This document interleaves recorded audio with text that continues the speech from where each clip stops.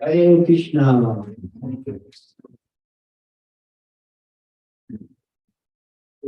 We would like to welcome all of you for your attendance at this most auspicious celebration of Sri Krishna Janmastami.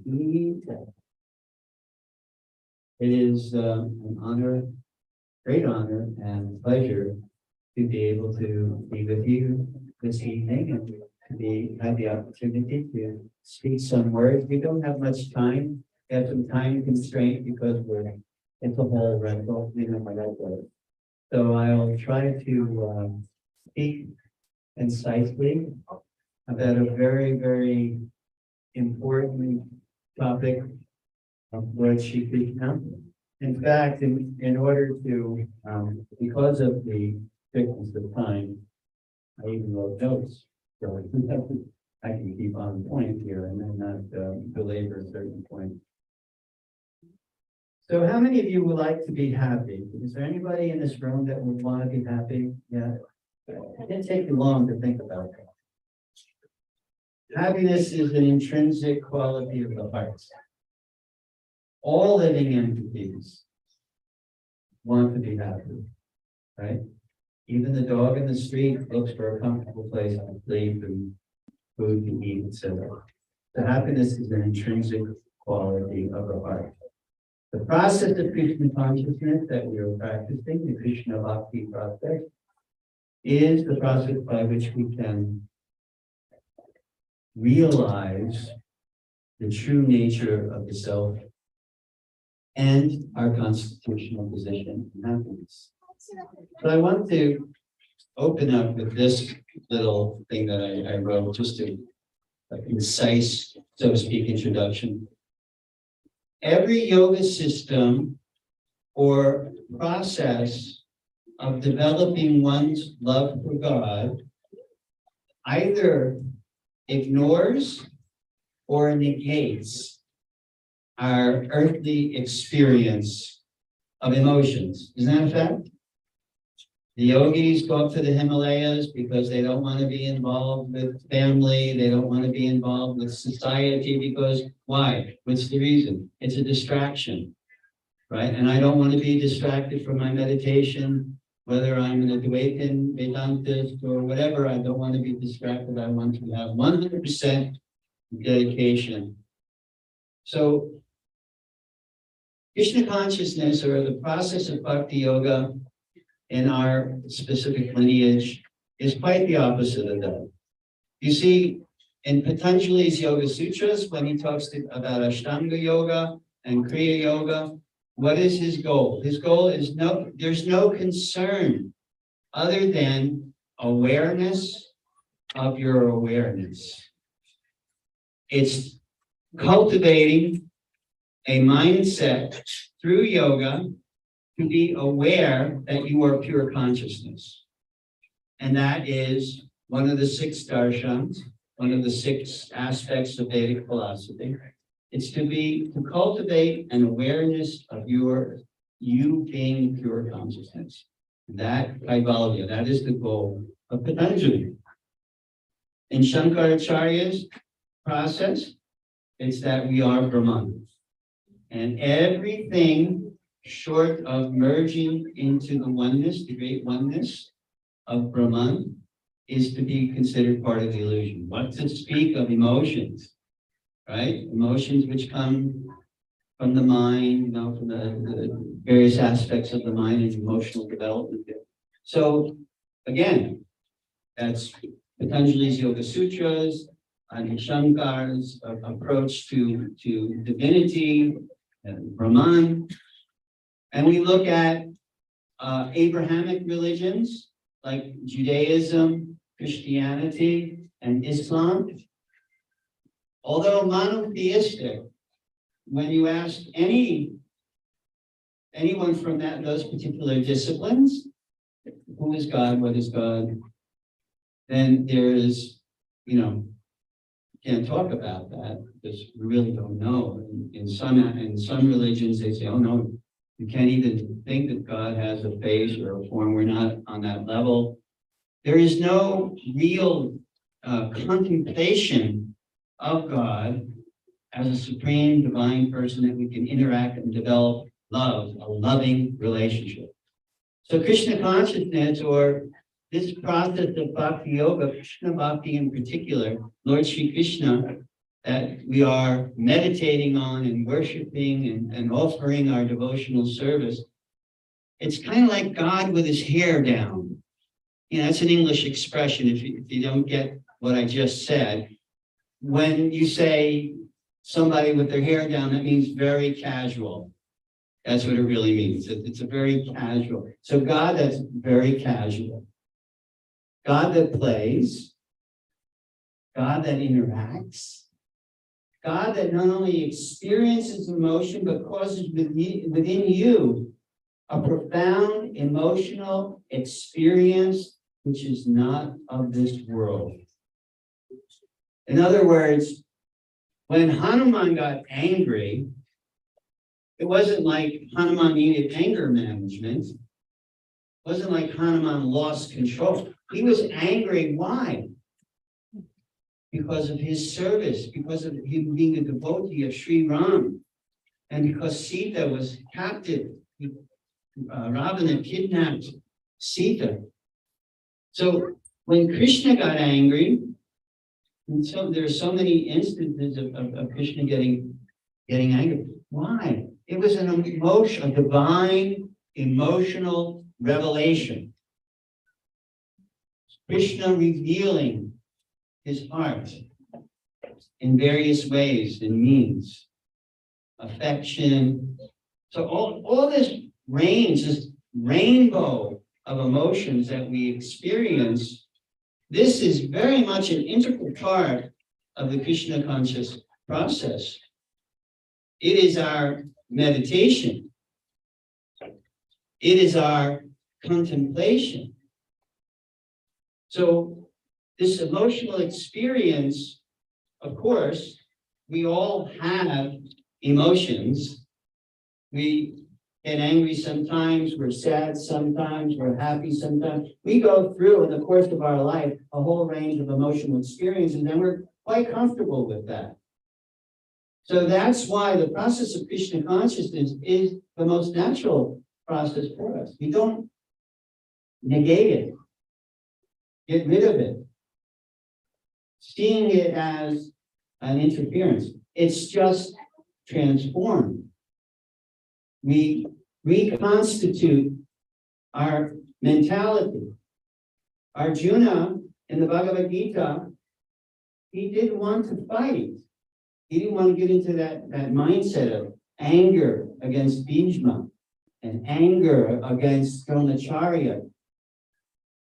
Part of the culture, his culture, our culture, is respect. It's a culture of respect. It's a culture of gratitude. So to actually experience that, he didn't want, that was part of the thing that was disturbing Arjuna when he was driven in between the two armies on the Battle of Kurukshetra. That's what disturbed him. And that became another emotional response, right? Arjuna Vishada Yoga. What does that mean, Vishada? Depression. Just, despair. You can use the word despair, depression.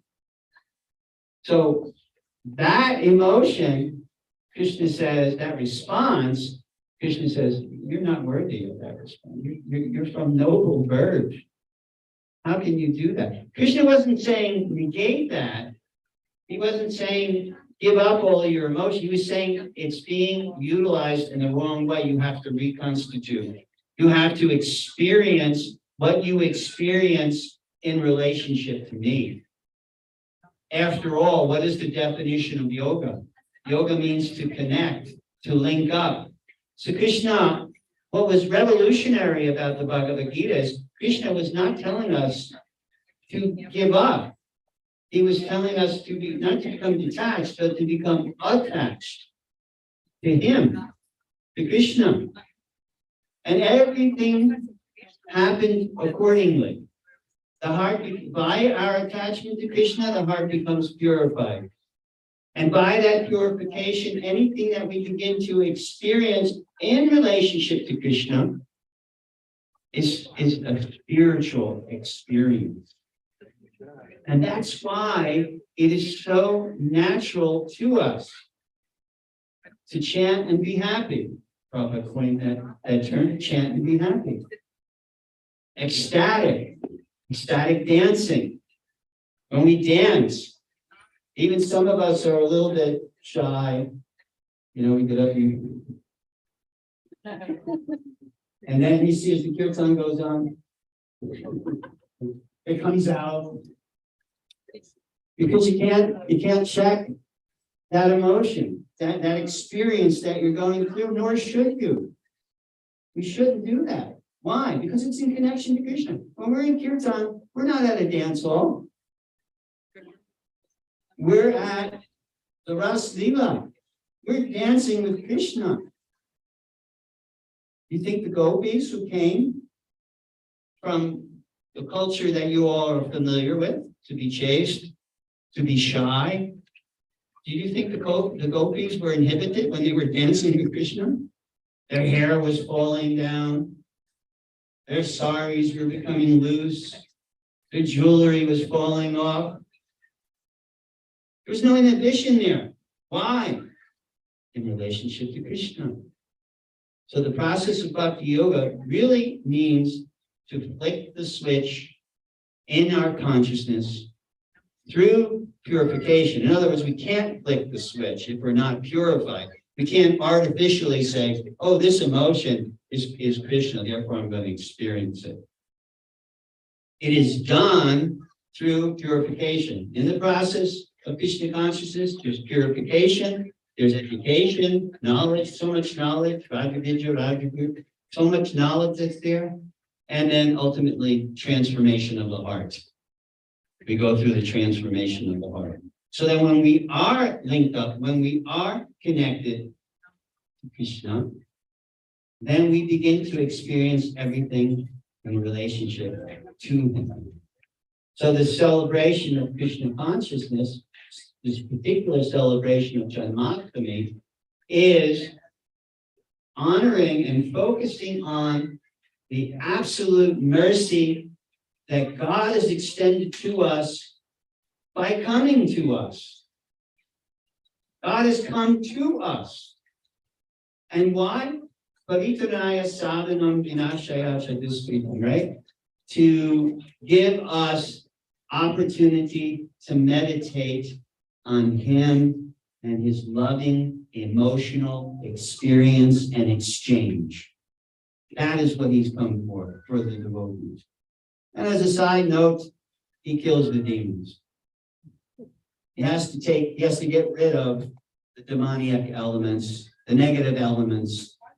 Like when a rain cloud comes through and pours its water, and after the rainfall, you have ozone, which purifies the air. You have water, which purifies the ground. So Krishna is compared to a monsoon cloud.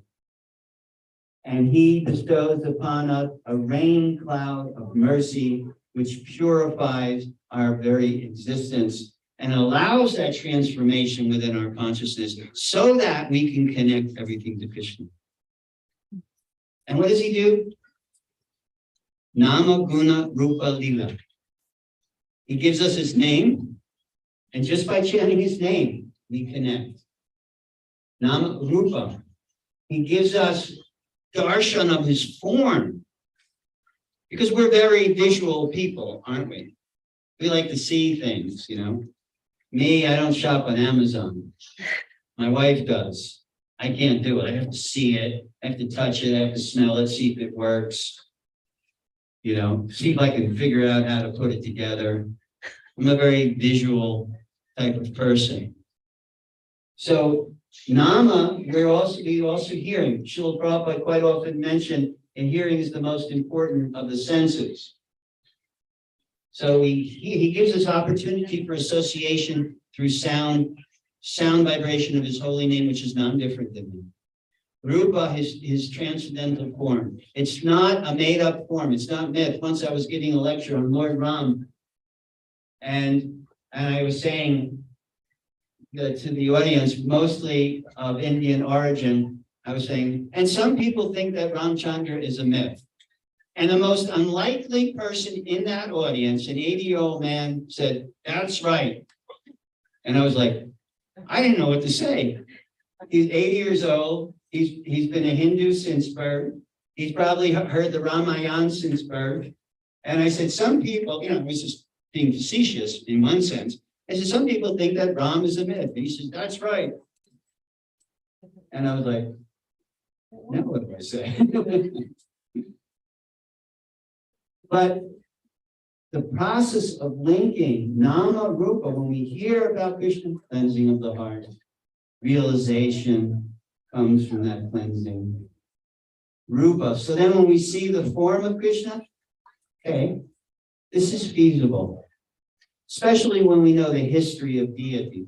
We know the history, how it was Krishna's great grandson or grandson who interviewed the only remaining person on earth, Mother Uttara, about what Krishna actually looked like. And therefore he had 3 sets of deities carved exactly according to them. So I'm going to tell a quick story because the next part is Leela. It's going to be really quick, and I'm sorry because I've just gotten the hooks coming out. It's called Krishna in the Box. Mother Jasoda was preparing a box, beautiful box. The wood itself had fragrance, and she was putting all kinds of opulences in there, gold and jewels and silk and spices and so many things. And Krishna came out and he said, "Oh, Mata, is that for me?" And she said, "No, Krishna, that's not for you." She said, "Not for me?" Mata, then who is it for? It's for Radha. Radha is so wonderful. I want to honor Radha. So Krishna said, "Oh, okay." So all of a sudden, Mother Jasoda was called away, and she went away. And then Krishna told Danishta, take everything out of the box and put it aside and watch it. And then Krishna got in the box, and he told the Gopas, the cowherd boys, "Put me in the box, cover the box." So they put him in the box. Mother Jasoda comes back, and she says, "Okay, Abhimanyu's here, Radha's supposed husband is here. We have this offering for Radha. Please take it." So Abhimanyu picks up lots of riches in here. And he picks up the box and he puts it on his shoulders. And then there was like a little miracle. He didn't even feel the weight, nor did he feel the fatigue. He was under Krishna's lotus feet. So he takes the box to Jatila, who is the mother-in-law, Abhimanyu's mother, Radharani's mother-in-law, where she was living. And Abhimanyu said, "Mata, Jatila, yes, we are rich. Mother Jasoda has given us so much to Radha. Okay, bring it to Radha's room." He brings it to Radha's room, puts it down, and Abhimanyu says, "This is a gift from Mother Jasoda to you." And she says, "Wonderful, wonderful, thank you." She says, "What is in there?" But already Lalita knew. Lalita says, "Manohar is in there." So Manohar means jewels, valuable, but it also means when your mind is fixed on the Supreme Lord Krishna. So she gives a little indication. So, okay, open the box. They open the box, and out like a jack in the box springs Krishna. Haribo! And everyone's like, and they all start laughing, and Krishna's there, and Radharani pretends to be upset that Krishna has done this. So she said, you, why are you here? What have you done? You are in my bedroom. And Krishna says, I've come not because I wanted to, but because of you. Radha says, what do you mean me? Yeah, you had me kidnapped by your husband, and you bringing me here. I put this forth to the jury, the gopis. This is how I got here. And Radha said, no, this is one of your tricks. So whatever you say, gopis, what do you say? Did I come by kidnap or did I come as a trick? Well, the gopi said, trick. He said, okay. Punish me. He said, I have a suggestion. I'll stay in this place for 3 miserable days. And I am your dancing puppet. Is that suitable punishment? And everybody says, yeah, yes, that is suitable punishment. So Krishna stayed in hiding for 3 days and gave the gopis and Srimati Radharani so much pleasure. So why do we like hearing them? There's 3 reasons. Okay, I'm going to go through the 3 reasons and then the hook comes out. I'm going to read them. 1, hearing about Krishna cleanses the heart.